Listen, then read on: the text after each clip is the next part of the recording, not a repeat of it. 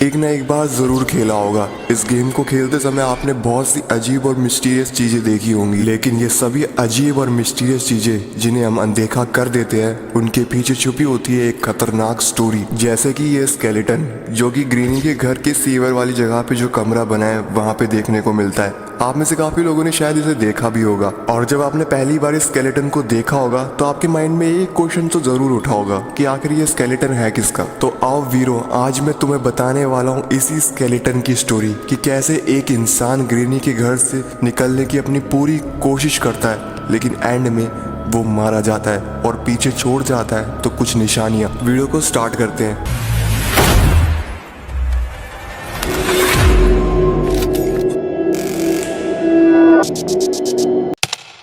एक बच्चा जिसका नाम एंड्रू था, उम्र सिर्फ 7 साल थी उसकी, जब वो अपने पेरेंट्स के साथ कुछ शॉपिंग करके अपनी ही कार से घर की ओर लौट रहे थे।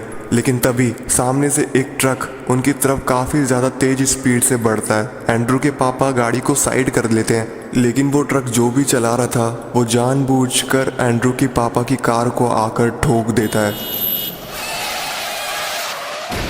थोड़ी देर बाद जब पुलिस पहुंची तो उन्होंने देखा कि ट्रक ड्राइवर पूरा नशे की हालत में ट्रक चला रहा था, और जब उन्होंने एंड्रू के पापा की गाड़ी को चेक किया तो उन्होंने देखा कि एंड्रू के पापा और उनकी माँ की उसी टाइम मौत हो चुकी थी।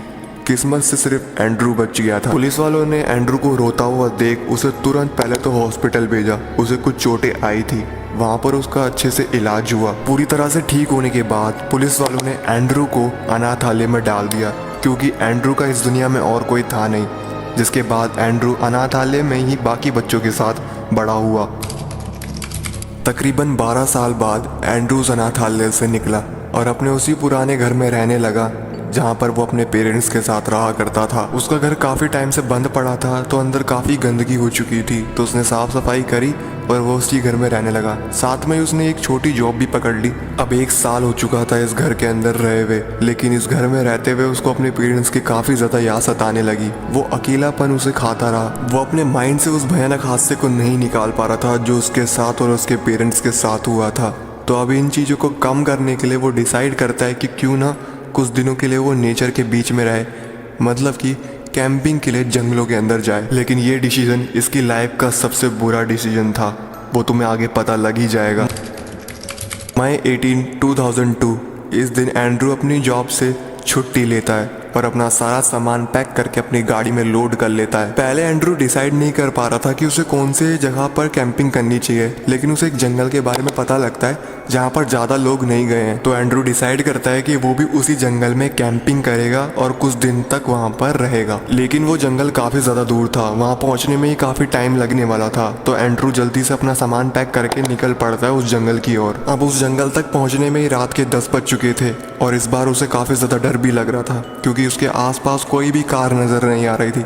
जहाँ उसे पहले कुछ कारें नज़र आ रही थी, लेकिन इस बार अंधेरे के सिवाय उसे कुछ भी नज़र नहीं आ रहा था। फाइनली वो उस जगह पे पहुंच जाता है जहाँ पर उसने कैंप लगाना था, लेकिन उसने देखा कि जहाँ पे वो कैंप लगा रहा था उसकी कुछ ही दूरी पर एक घर बना हुआ था। देखने से तो ऐसा लग रहा था कि इस घर में कोई नहीं रहता, बाहर से काफ़ी ज़्यादा पुराना था। लेकिन एंड्रू को ऐसा लगा कि शायद उस घर में अभी भी कोई रहता होगा, तो उसने अपनी कैंप वाली जगह को शिफ्ट कर लिया, क्योंकि वो नहीं चाहता था कि उस घर में रहने वाले लोगों को कुछ परेशानी हो। तो उसने अपनी कैंपिंग की जगह बदल दी। वो उस पुराने से घर के कुछ ही दूरी पर अपना कैंप लगा लेता है और अच्छे से एक रात बिता लेता है। अगली रात जब वो खाना खा के दोबारा से सोने के लिए अपने कैंप के अंदर गया तो उसे अपने टेंट के बाहर से किसी के चलने की आवाज़ आई और किसी के अजीब से हंसने की आवाज़ भी आ रही थी। लेकिन एंड्रू ने इस चीज़ को इग्नोर किया और वो चुपचाप अपने टेंट में सो गया। जब वो सुबह उठा तो उसको बार बार उस रात का ख्याल आया जा रहा था कि क्या वो सब रियल था या उसका एक वहम था। लेकिन वो फिर भी इस चीज़ को इग्नोर करना ही बेहतर समझता है। जब दोबारा से रात के तकरीबन 8 बज जाते हैं, तब वो खाना पीना खा के आराम से अपने टेंट में ही बैठा हुआ होता है। तभी उसे दोबारा से किसी के बाहर से चलने की आवाज़ आती है और किसी के अजीब सी तरीके से हंसने की आवाज़ आती है। इस बार एंड्रू काफ़ी ज़्यादा डर चुका होता है। धीरे धीरे अब बारिश भी शुरू हो चुकी थी, लेकिन बाहर से चलने की और हंसने की आवाज़ अभी भी नहीं रुक रही थी। एंड्रू हिम्मत करके अपने टेंट से बाहर निकलता है, लेकिन उसे आसपास कोई भी नज़र नहीं आता। लेकिन उसके आसपास से अभी भी हंसने की आवाज़ आई जा रही थी। एंड्रू अब इस चीज़ को देखकर काफ़ी ज़्यादा डर जाता है और वो डिसाइड करता है कि अब वो इस जगह पे ज़्यादा देर नहीं रुकेगा। उसने जल्दी से अपना सारा सामान पैक किया और गाड़ी में रखा, और जैसी गाड़ी स्टार्ट करने के लिए वो बैठा गाड़ी के अंदर, तभी उसके आसपास दोबारा से चलने की और हंसने की आवाज़ आ रही थी। उसने गाड़ी जल्दी से स्टार्ट की, लेकिन गाड़ी इस बार स्टार्ट ही नहीं हो रही थी। एंड्रू को कुछ भी समझ में नहीं आ रहा था कि अचानक से उसकी गाड़ी को क्या हो गया। वो बार बार अपनी गाड़ी को स्टार्ट करने की कोशिश करता है, लेकिन उसकी गाड़ी स्टार्ट ही नहीं होती। एंड्रू अब काफ़ी ज़्यादा टेंशन में आ चुका था, क्योंकि इस गाड़ी के सिवाय जंगल से बाहर निकलने का और कोई रास्ता नहीं था। लेकिन तभी उसे याद आया कि उसके कैंप की कुछ ही दूरी पर एक घर बना हुआ था। एंड्रू मदद मांगने के लिए उस पुराने से घर की ओर भागा, और जैसे ही उस पुराने से घर के पास पहुंचने के बाद उसने दरवाज़ा खटखटाया, लेकिन अंदर से कोई भी दरवाज़ा नहीं खोलता। एंड्रू बार बार उस घर का दरवाज़ा खटखटाता है, लेकिन तभी उसे अपने पीछे से किसी के हंसने की आवाज़ आती है।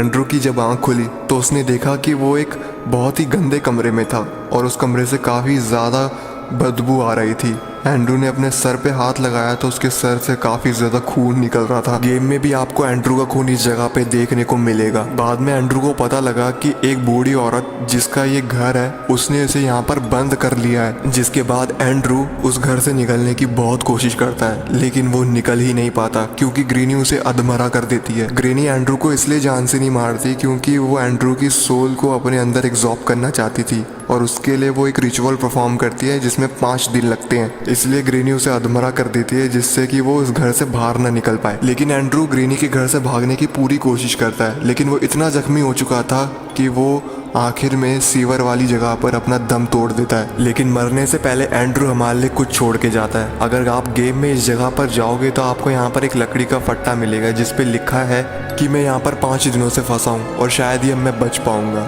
एंड में वो एक छोटा सा हिंट भी देता है जिसमें बताता है कि ग्रेनी फ्रूट्स के अंदर कुछ छुपा के रखती है। तो ये थी स्केलेटन की स्टोरी। अगर अच्छी लगी तो वीडियो को लाइक कर देना, और कमेंट में मुझे बताना कि नेक्स्ट कौन सी हॉरर गेम की स्टोरी तुम्हें देखनी है।